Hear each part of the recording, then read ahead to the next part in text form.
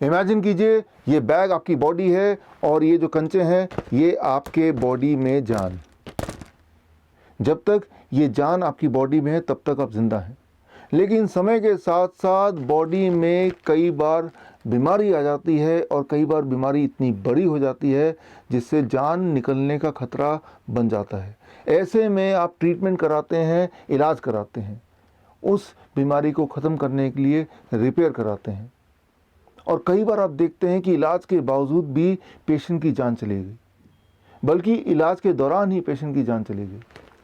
और ऐसे में आपको लगता है कि इलाज तो कराया था फिर भी पेशेंट को हम बचा नहीं पाए, जबकि क्लोज इन्वेस्टिगेशन से अक्सर ये पाया जाता है कि जब इलाज की कड़ी को पकड़कर, उसके थ्रेड को पकड़कर ध्यान से देखा गया तो पाया गया कि इलाज के बावजूद भी पेशेंट नहीं मारा गया, बल्कि इलाज ही कारण है पेशेंट के मरने का। मेडिकल भाषा में इसे बोलते हैं एट्रोजेनेसिस। आज मैं एक बहुत ही गंभीर विषय पे आपसे बात करूंगा। आपको ले जाता हूं आज से 150 साल पहले, अमेरिका की बात है, नॉर्थ अमेरिका की बात है। उस वक्त अगर कोई accident victim, blood loss patient hospital में आता था, ब्लड लॉस चाहे सर्जरी की वजह से हो या एक्सीडेंट की वजह से हो या पेशेंट एनीमिक हो, उस वक्त का कॉमन प्रैक्टिस था मिल्क ट्रांसफ्यूजन। नज़ारा ये कि पेशेंट लेटा हुआ है और पेशेंट की नसों में दूध के पाइप लगे हुए हैं और दूध लिटरली नसों में चढ़ाया जा रहा है। नज़ारा यहाँ तक भी था कि बेड के पास गायें बंधे हुए हैं और नर्सेस गाय का दूध निकाल रही है और ताज़ा दूध पेशेंट पे चढ़ाया जा रहा है, इस उम्मीद से कि शायद पेशेंट बच जाए। आपको मेरी बात का यकीन नहीं आएगा, इसीलिए मैं आपको रेफरेंस दे रहा हूँ ब्रिटिश मेडिकल जर्नल का, 12 अप्रैल 1879, पेज नंबर 557 से लेकर 559 के बीच में। आपको पढ़ना है तो स्क्रीन पे दिए हुए लिंक में जाके आप देख सकते हैं, आर्टिकल पढ़ सकते हैं। आपको समझ आ जाएगी बात कि उस वक्त का कॉमन प्रैक्टिस था मिल्क ट्रांसफ्यूजन। और नतीजा क्या? वही नतीजा जो एक्सपेक्टेड है कि पेशेंट की मृत्यु हो जाती। और डॉक्टर्स इस सोच में रहते कि हमने तो दूध चढ़ा के भी देख लिया, फिर भी पेशेंट मारा गया। और कई सारे ट्रायल्स होते रहे, कई सारे एक्सपेरिमेंट होते रहे और कई सारे नियम भी बनते रहे। एक वियर्ड नियम ये भी था कि अगर वो लड़का है विक्टिम पेशेंट तो गाय या भैंस का दूध चढ़ाया जाएगा, और लड़की है या बच्चा है तो बकरी का दूध। या एक ट्रायल का नतीजा ये भी था कि अगर 1 लीटर दूध चढ़ाया गया तो जल्दी मौत होती है, या आधे लीटर से कम दूध अगर चढ़ाया जाए तो जिंदगी थोड़ी देर तक रहती है। और फाइनली उन्होंने कंक्लूड किया कि आधे लीटर से कम दूध चढ़ाना ही ठीक रहेगा। करते करते 50 साल निकाल दिए डॉक्टरों ने ये समझने के लिए कि दूध चढ़ाने के बावजूद भी मृत्यु नहीं हो रही है, बल्कि दूध चढ़ाने की वजह से मृत्यु हो रही है। और इसके साथ ही मिल्क ट्रांसफ्यूजन का जो प्रैक्टिस था वो हमेशा के लिए ख़त्म हो गया और उसकी जगह आ गया what is now known as blood transfusion. आजकल पिछले 100 सालों की बात कर रहा हूँ, दुनिया भर के हर तरह के हॉस्पिटल्स में एक कॉमन सीन है, अगर एनीमिक पेशेंट आ जाए या एक्सीडेंट विक्टिम ब्लड लॉस वाला आ जाए या किसी भी सर्जरी की वजह से ब्लड लॉस हो जाए, तो एक कॉमन प्रैक्टिस है and that is blood transfusion. Blood transfusion में ये बिलीव ही नहीं किया जाता, बल्कि ये विश्वास किया जाता है कि खून चढ़ाने से इंसान के जिंदा रहने की पॉसिबिलिटी बढ़ सकती है, रादर बढ़ जाती है। लेकिन पिछले 10 सालों में ही, सिर्फ लास्ट 10 ईयर्स में एविडेंस की बात की जा रही है कि एक्चुअली रियलिटी में देखते हैं कि जो हम सोच रहे हैं क्या ऐसा ही है। पिछले 10 सालों में बहुत सारे आंकड़े कलेक्ट किए गए, बहुत सारे रैंडमाइज कंट्रोल ट्रायल हुए, बहुत सारे मेटा-एनालिसिस सामने आए, और वो सारे ट्रायल्स का नतीजा सिर्फ एक। मान लीजिए 2 पेशेंट हैं, दोनों की स्थिति एक जैसी गंभीर है, दोनों का ब्लड लॉस एक जैसा है, और एक को खून चढ़ाया गया और एक को खून किसी कारणवश नहीं चढ़ाया गया। हर बार ये पाया गया कि जिन पेशेंट्स को खून चढ़ाया गया उन पेशेंट्स के मृत्यु की चांसेस लगभग डबल है, 2 गुना। आप सोच रहे होंगे कि अगर ब्लड ट्रांसफ्यूजन से मृत्यु दर बढ़ जाता है, मोर्टलिटी रेट बढ़ती है, मॉर्बिडिटी बढ़ती है, तो ये आज भी प्रैक्टिस में क्यों है? इसके लिए आप गौर कीजिए स्क्रीन में दिए हुए रिपोर्ट को। रिपोर्ट है AABB का, यानी कि American association of blood bank. जिन्होंने ये बीड़ा उठाया है कि वो प्रोटोकॉल बनाएंगे, गाइडलाइन बनाएंगे, रिकमेंडेशन बनाएंगे। उनके रिकमेंडेशन देखिए, 4 रिकमेंडेशन स्क्रीन पे हैं। इनमें से रिकमेंडेशन 2, 3, 4 की बात करते हैं।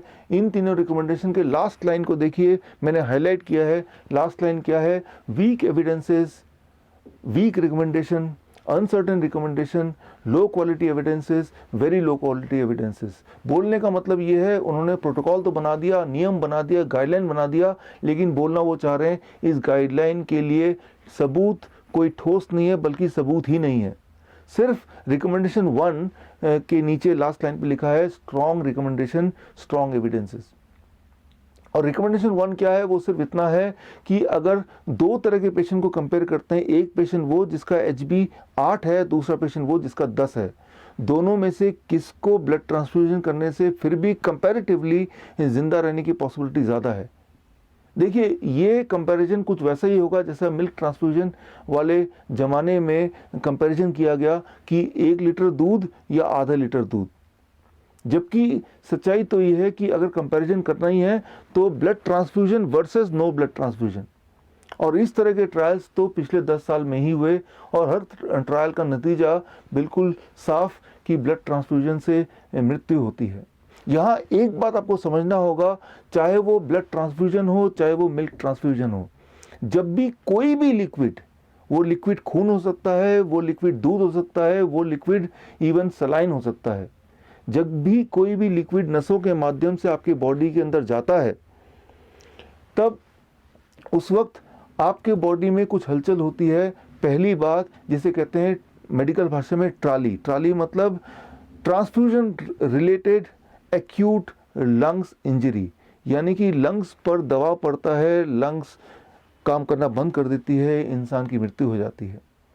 और दूसरी सबसे बड़ी बात जिसे कहते हैं मेडिकल भाषा में trim, transfusion related immune modulation, यानी कि जब भी कोई भी लिक्विड नसों के माध्यम से बाहर से बॉडी में जाता है तो बॉडी का जो इम्यून सिस्टम है पूरा गड़बड़ हो जाता है, तहस नहस हो जाता है। और एक खास तरह का मॉलिक्यूल जिसका नाम है VEGF, vascular endothelium growth factor, ये एक ऐसा मॉलिक्यूल है जो ये डिसाइड करता है कि आप हेल्दी रहेंगे या आप बीमार पड़ेंगे, आपकी डेथ कैंसर से होगी या आप हार्ट डिजीज से जूझेंगे। ये जो मॉलिक्यूल है ये पूरी तरह डिस्ट्रॉय कर देता है जब भी कोई भी लिक्विड आपके बॉडी में ट्रांसफ्यूज होता है थ्रू द ब्लड वेसल्स। सो ये इस थ्योरी को अगर आप समझना चाहते हैं तो आप मेरे YouTube चैनल में जाके आप एक वीडियो देखिए। वीडियो का नाम है क्योर फॉर ऑल डिजीज़। तो आपको पता चल जाएगा कि VEGF का सिग्निफिकेंस क्या है। बल्कि पिछले साल का जो नोबेल प्राइज विनिंग साइंस था वो भी इसी पे आधारित था। हर साल पूरे दुनिया में हज़ारों ब्लड डोनेशन कैंप्स लगते हैं और कैंप के माध्यम से 85 मिलियन यूनिट से लेके 100 मिलियन यूनिट तक ब्लड कलेक्ट किया जाता है। लगभग 10 ओलंपिक साइज के स्विमिंग पूल के बराबर अमाउंट का, मतलब 10 ओलंपिक साइज के स्विमिंग पूल को अगर ब्लड से भर दें तो जितना खून होगा इतना खून डोनेशन के नाम से, ब्लड डोनेशन के नाम पे कलेक्ट किया जाता है। बड़े बड़े संस्थान, Lions club, rotary club, school के बड़े बड़े सोसाइटी आए दिन ब्लड डोनेशन कैंप लगाते हैं इस उम्मीद से कि शायद इससे कोई हम पुण्य कमा लें। उनके दिमाग में यह है कि ब्लड डोनेशन रक्तदान जीवन दान है। दरअसल रक्तदान जीवन दान नहीं है, रक्तदान मृत्युदान है। लेकिन मुझे पता है कि ये सच्चाई एविडेंस के तौर पे प्रूव होने के बाद भी ये जो वेस्टर्न मेडिसिन है, मॉडर्न मेडिसिन है, इस सच्चाई को आम जनता तक या इस सच्चाई को इम्प्लीमेंट नहीं होने देगी। क्योंकि अगर ये सच्चाई आम जनता तक पहुंच गई तो आम जनता का, ह्यूमैनिटी का वेस्टर्न मेडिसिन पे विश्वास, फेथ हमेशा के लिए ख़त्म हो जाएगा। अगर आप रियल मायने में पुण्य कमाना चाहते हैं तो सिर्फ एक काम मुझे लगता है हमें करना चाहिए, सच्चाई उन लोगों तक पहुंचाना चाहिए जिनको इनकी सबसे ज़्यादा ज़रूरत है। इस वीडियो के माध्यम से मैं आपको बताना चाहूँगा 7 अप्रैल 2020 यानी कि वर्ल्ड हेल्थ डे पे मैं अपनी किताब लॉन्च कर रहा हूँ। किताब का नाम है किल्ड बाय ब्लड डोनेशन। ये किताब की लॉन्चिंग एक प्रेस कॉन्फ्रेंस के माध्यम से होगी दिल्ली प्रेस क्लब में 7 अप्रैल को। अगर आप पत्रकार हैं, अगर आप हेल्थ मिनिस्ट्री से जुड़े हैं, अगर आप इंडियन मेडिकल एसोसिएशन के हाईएस्ट अथॉरिटी हैं, तो मैं आपको इनवाइट करता हूं, आप सच्चाई को अपने आंखों से देखिए और कुछ कीजिए। और अगर आप SMA सोशल मीडिया आर्मी के माध्यम से मेरे साथ ऑलरेडी जुड़े हैं, तो इस बुक लॉन्च से एक दिन पहले ई बुक मैं आपको व्हाट्सएप के माध्यम से भेज दूंगा। और अगर आप SMA के माध्यम से मुझ तक अब तक नहीं जुड़े हैं, तो आप 2 स्टेप्स में मुझ तक जुड़ सकते हैं। स्टेप 1, स्क्रीन पे दिए हुए नंबर को अपने मोबाइल पे सेव कीजिए। स्टेप 2, अपने मोबाइल से व्हाट्सएप कीजिए मुझे SMA। मैं समझ जाऊंगा कि आप मुझसे जुड़ना चाहते हैं, मैं समझ जाऊंगा आप मेरी मदद करना चाहते हैं सच्चाई को लोगों तक पहुंचाने के लिए। तो मैं आपको भी 7 अप्रैल से पहले ये बुक व्हाट्सएप से ई बुक मैं आपको भेज दूंगा। और यही नहीं, टाइम टू टाइम ऐसे एविडेंस बेस्ड वीडियो मैं आपको भेजूंगा जो किसी की जान बचा सकता है। मैं ये उम्मीद करता हूँ कि आप इन सच्चाइयों को लोगों तक पहुँचाएंगे और किसी दिन हम ज़रूर मिलेंगे in person. This is doctor Biswaroop Roy Chowdhury. All the best. Thank you. जय हिंद।